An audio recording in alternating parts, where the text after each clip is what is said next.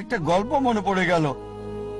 এক সময় একজন ফেরেশতা এসে এক লোককে বলল, আমি তোমার উপর খুশি, তুমি যা চাইবে আমি তোমাকে তাই দেব, তবে একটা শর্ত, যা তুমি চাইবে আমি তোমাকে সব দেব, তবে তোমার প্রতিবেশীকে দেব তার দ্বিগুণ। লোকটা বলল, একটা রোলেক্স ঘড়ি আমার চাই। ফেরেশতা তাকে রোলেক্স ঘড়ি দিয়ে দিল। প্রতিবেশী দুটো রোলেক্স ঘড়ি পেল। লোকটি বলল, একটা মার্সিডিজ গাড়ি আমার চাই। ফেরেশতা তাকে মার্সিডিজ গাড়ি দিল। প্রতিবেশীকে দুটো মার্সিডিজ দিল। লোকটি বলল, একটা সুন্দর বড় বাংলো চাই। ফেরেশতা তাকে সুন্দর বড় বাংলো দিল। তার প্রতিবেশীকে দেওয়া হলো দুটো সুন্দর বড় বাংলো। লোকটি পরে বলল, দয়া করে আমার শেষ ইচ্ছাটা তুমি পূরণ করে দাও। কি সেটা?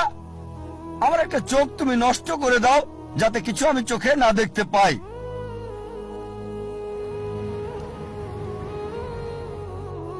চিন্তা করেন, সে তার নিজের চেয়ে প্রতিবেশীকে নিয়ে বেশি ব্যস্ত। তার জীবন সহজ কি জটিল সেটা ভাবছে না সে। প্রাচুর্য কি দারিদ্রতা যাই থাকুক, সে বেশি চিন্তিত তার প্রতিবেশীর চেয়ে ভালো জীবন যাপন করা নিয়ে। এ কারণেই সে ফেরেশতাকে বলল, আমার একটা চোখ নষ্ট করে দাও, যাতে প্রতিবেশীর দুটো চোখই নষ্ট হয়ে যায়। এভাবে আমরা প্রতিবেশী কেন্দ্রিক। নিজে সুখী কিনা ভাবছে না, দেখতে পারবে কিনা সেটা ব্যাপার না। যেহেতু প্রতিবেশী সম্পূর্ণ অন্ধ হবে, তাই একটা চোখ হারাতে কোনো আপত্তি নাই।